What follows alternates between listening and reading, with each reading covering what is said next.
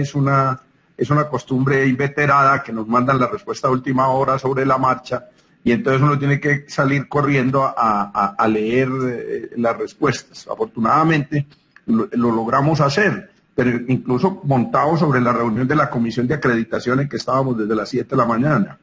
Pero bueno, esa es una primera insatisfacción. La segunda, yo le quiero decir al ministro que o hay una inconsistencia grande en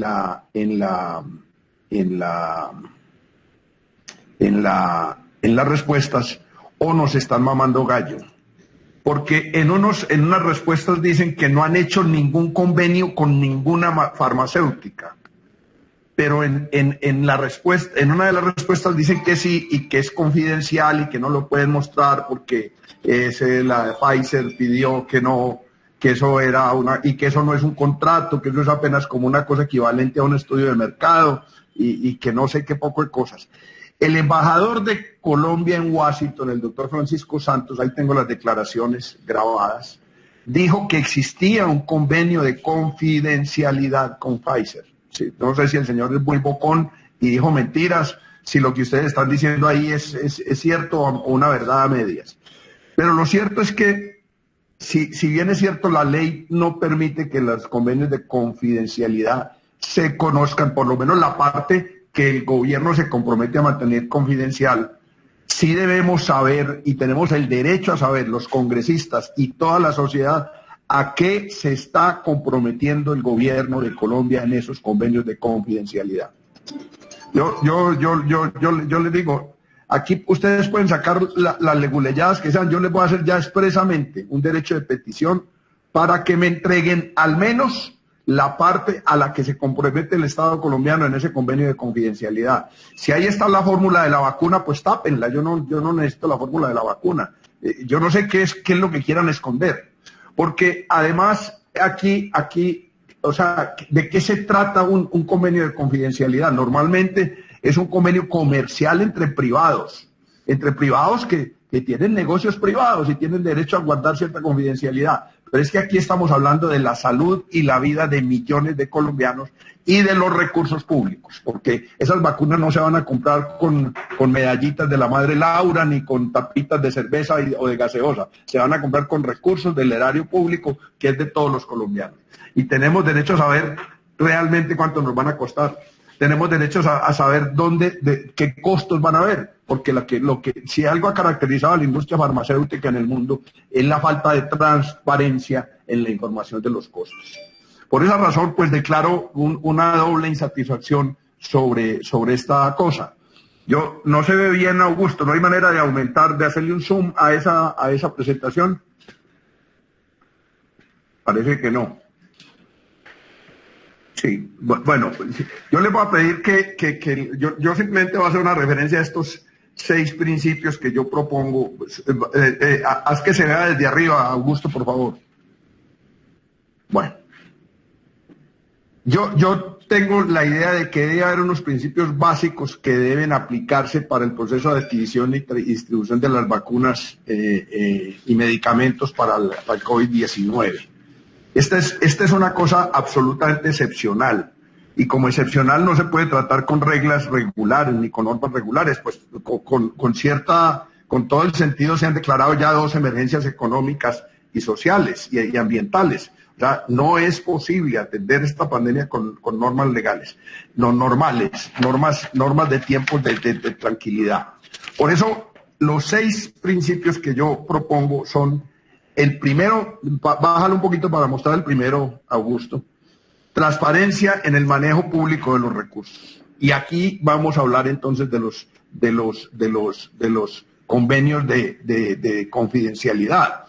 Esas cláusulas de confidencialidad nos debe explicar el gobierno exactamente por qué razón se van a guardar confidencialidades. Y el que nos esté pidiendo confidencialidades algo tiene que ocultar, y si tiene algo que ocultar no es de fiar. Las conversaciones o negociaciones sobre el acceso a las vacunas deben ser abiertas, públicas, transparentes, y deben tener una cosa: cómo garantizar que realmente nos las están vendiendo al costo más una utilidad razonable. Porque si hay algo que no es transparente, repito, es la información de costos de la industria farmacéutica. Esa es la primera cosa. Ahora, desafortunadamente, por desgracia, tenemos que recurrir a comprar las vacunas. Cuando, si no hubiéramos interrumpido el proceso de fabricación de vacunas en Colombia, hoy podríamos tener perfectamente la capacidad de fabricar. Puede que de pronto no de desarrollarlas, pero de fabricarlas sí. Porque en Colombia hasta el 2008 hubo manera de fabricar vacunas de manera masiva. Pero aquí con el advenimiento de la globalización neoliberal decidieron que Colombia podía mejor comprarlas en lugar de producirlas. Y hoy estamos pagando las consecuencias. Hoy estamos pagando las consecuencias de decisiones políticas y económicas absolutamente desacertadas y que favorecieron a los monopolios y a las multinacionales y no al interés nacional.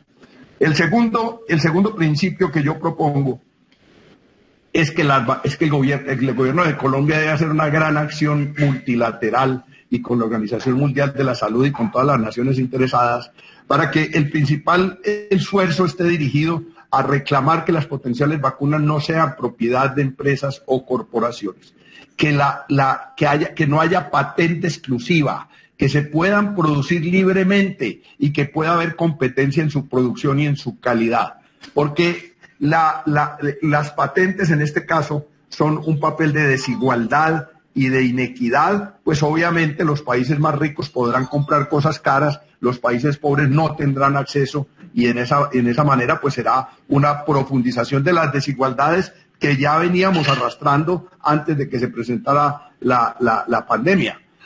Ahora, los conocimientos de estas fórmulas, de estas cosas, deben ser analizados y estudiados por personas que no estén contaminadas ni tengan conflicto de intereses con las farmacéuticas, que son, como sabemos, multinacionales fundamentalmente.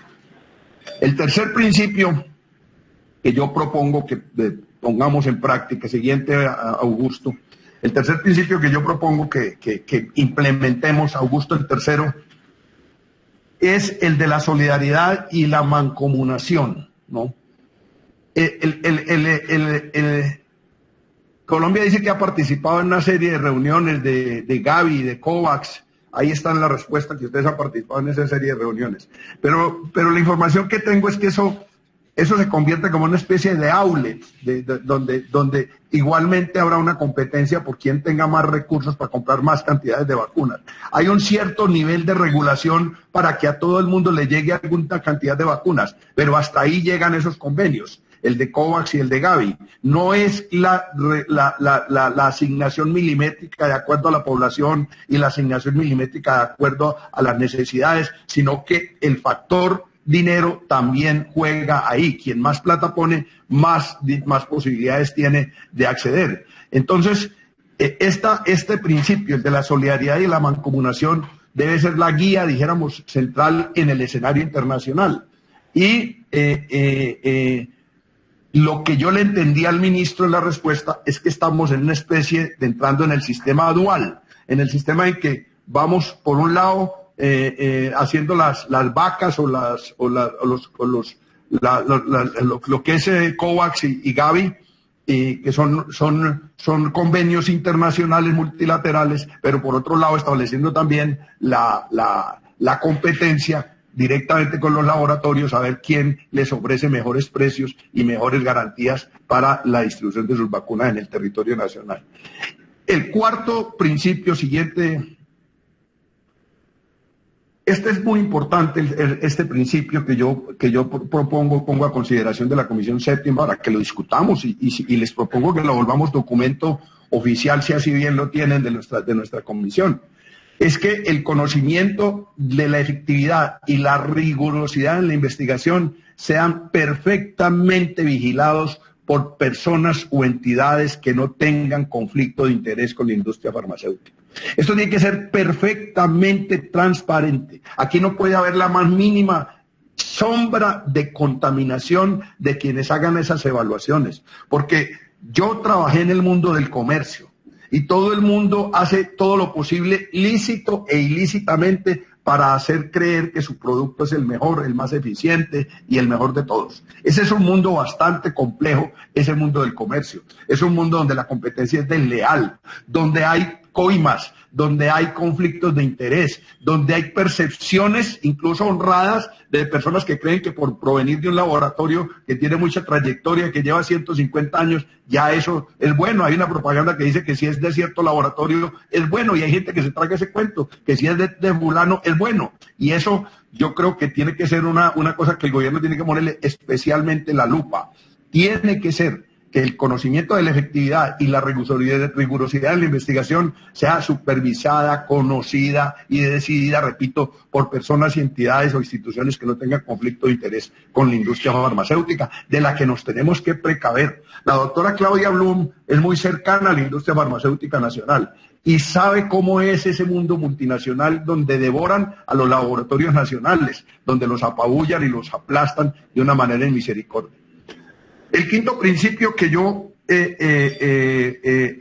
estoy proponiendo en esto es lo de la equidad y la universalidad. Poneme el quinto, Augusto, por favor. La equidad y la universalidad. O sea, en esto el gobierno ha dado algunas pistas y creo que ese es el camino. Pero debe quedar muy claramente establecido que aquí no es al que más plata tenga se le va a entregar la vacuna. Debe quedar establecido que la prioridad son las poblaciones con mayor necesidad de intervención. El gobierno ha dicho que primero el talento humano en salud. Estoy de acuerdo. Esos son los primeros que deben ser totalmente inmunizados. Y el segundo es la población más vulnerable, la población con enfermedades, preexistencias o edades que tienen mucho riesgo de terminar en una UCI y muertos, que son las personas mayores de 60 o 70 años. Eso ya habrá que establecerlo, pero creo que ese es un buen criterio. Pero ojo, no puede ser un criterio de papel, un criterio que lo digan en el papel, pero que en la vida real la distribución de la vacuna sea el que tenga que comprarla la compra y el que no tenga que comprarla no la compra. Eso tiene que ser una cosa centralizada y perfectamente organizada, casi que militar del Estado colombiano, porque si no vamos a incurrir en líos complejos de inequidad y de distribución errada en las prioridades. Y finalmente, el sexto principio, ese puede que no le guste mucho al gobierno, pero creo que ese es clave, es el fortalecimiento del sistema de salud. La pandemia ha hecho evidente nuestros problemas de salud. A mí me causó cierta sonrisa la presentación que hizo el doctor Cristancho del tema de los pobres médicos cubanos que les pagan muy mal. Y yo decía, pues siquiera aquí les pagan bien. ¿No? Sí, en Cuba les pagan muy mal, pero ese es el problema de ellos. El problema de nosotros es cómo le vamos a pagar a los de nosotros.